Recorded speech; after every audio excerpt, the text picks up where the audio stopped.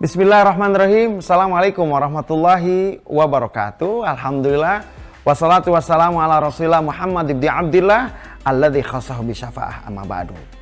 Sahabat, karib kerabat, Sivitas Akademika Universitas Ibnu Khaldun Bogor, para kiai, para ustadz, para ajengan, dan para dosen tentunya, dan sahabat handai tolan karib kerabat. Bertemu dengan Muhajir. Ada yang menarik di dalam salah satu penamaan surat di dalam Al-Quran, yaitu Al-Alaq. Al-Alaq ini secara harfiah adalah segumpal darah. Tapi Al-Alaq dari sisi lain diambil dari kata alaqa yu'alliku, yaitu bergantung.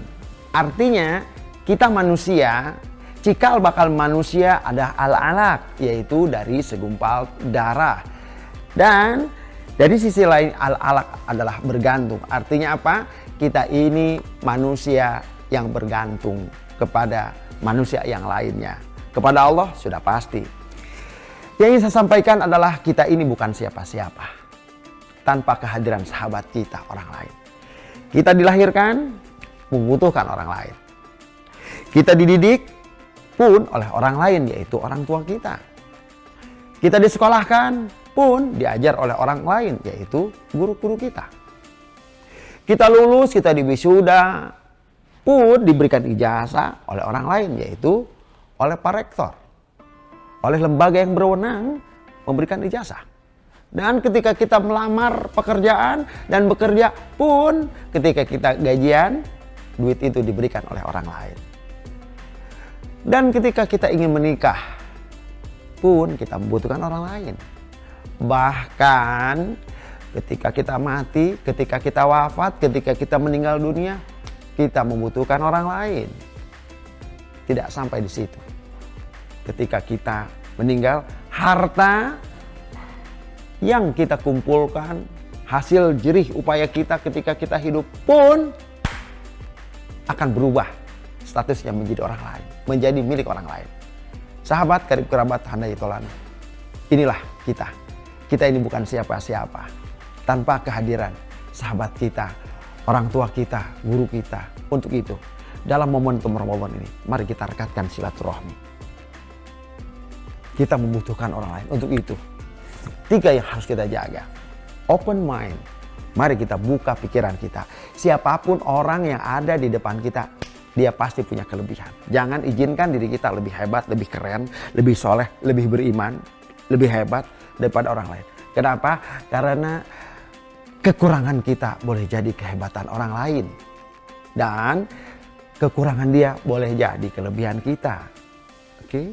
Maka jangan izinkan kita ini merasa lebih hebat daripada orang lain. Bukankah iblis, konon kabarnya ada sebuah riwayat, ribuan tahun beribadah kepada Allah, diusir oleh Allah. Fakhruj fa innaka rajim, keluar kamu.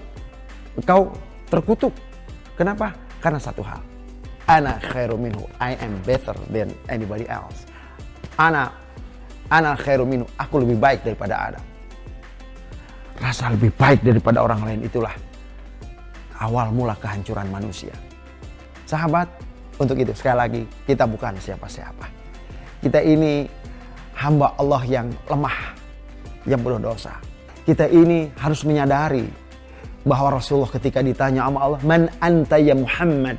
Siapa dirimu wahai Muhammad? Rasulullah tidak mengatakan ana rasuluka, la. Ketika ditanya siapa kamu wahai Muhammad, Rasulullah tidak menjawab ana nabiyuka, aku nabimu, tidak. Ketika ditanya siapa panjenengan dipun sinten, ari maneh saha, kamu ni siapa wahai Muhammad, kata Allah, Rasulullah tidak mengatakan ana nabiyuka, ana habibuka, aku adalah kekasihmu, aku adalah nabimu, aku adalah rasulmu, tidak. Tetapi Rasulullah tahu siapa dia sebenarnya. Apa kata Rasulullah? Ana abduka dhaif wal mudhib, aku adalah hambamu yang lemah dan banyak dosa. Bagaimana dengan kita? Sekali lagi, jangan izinkan kita merasa lebih hebat daripada orang lain. Kita butuh orang lain. Man istakhaffa bil jiran khasara anhu al manafi'.